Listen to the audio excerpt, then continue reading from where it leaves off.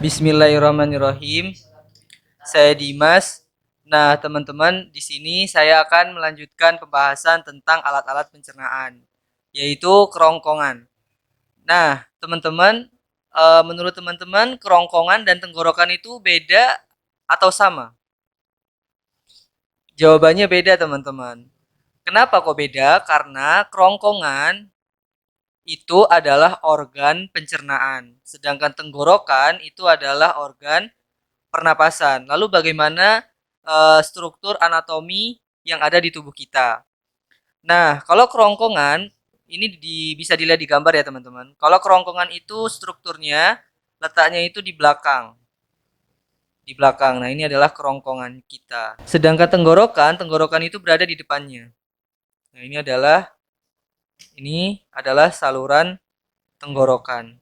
Jadi kerongkongan berada di belakang dan tenggorokan ada di depannya.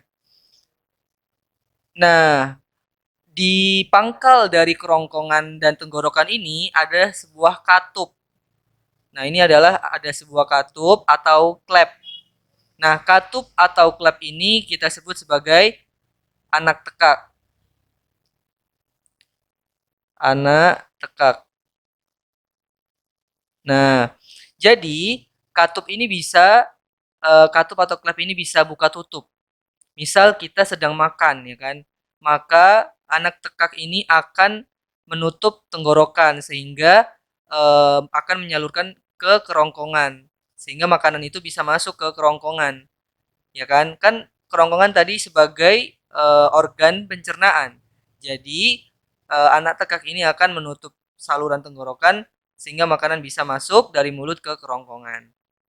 Begitu pula dengan ketika kita bernafas. Nah, ketika kita bernafas, otomatis anak tekak ini akan menutup kerongkongan kita sehingga udara itu bisa masuk dari hidung ke tenggorokan. Anak tekak ini menyalurkan ke tenggorokannya. Nah, maka dari itu teman-teman, karena kita sudah tahu di tubuh kita itu ada yang namanya anak tekak, makanya kita dilarang ketika kita makan, kita dilarang untuk berbicara. Kenapa seperti itu? Karena ditakutkan, dikhawatirkan ketika kita makan sambil berbicara itu juga ada udara yang masuk ke dalam mulut kita sehingga anak tekak itu bingung. Ya kan? Karena bingung, maka anak tekak itu membuka di dua-duanya, tidak menyalurkan ke salah satu. Sehingga apa yang terjadi? Kita akan tersedak. Maka dari itu kita jangan sampai berbicara sambil makan. Ditakutkan tersedak tadi itu. Nah, selanjutnya di kerongkongan. Nah, kita kan membahas kerongkongan nih. Nah, di kerongkongan itu ada yang namanya gerak peristaltik. Nah, bisa dilihat gambar di sini ya. Nah, ini adalah gerak peristaltik. Apa itu gerak peristaltik? Gerak peristaltik itu adalah di mana makanan itu didorong oleh dinding kerongkongan. Nah, kita ketahui bahwa kerongkongan kita itu terdiri dari tulang rawan dan otot yang sangat lentur kan. Nah, sehingga kerongkongan kita itu bisa memberikan gerakan atau dorongan untuk makanan yang masuk ke kerongkongan oleh dinding-dinding kerongkongannya menuju menuju lambung. Nah, ini adalah gerakan peristaltik. Gerakan yang diberikan oleh kerongkongan kita kepada makanan untuk masuk kepada lambung.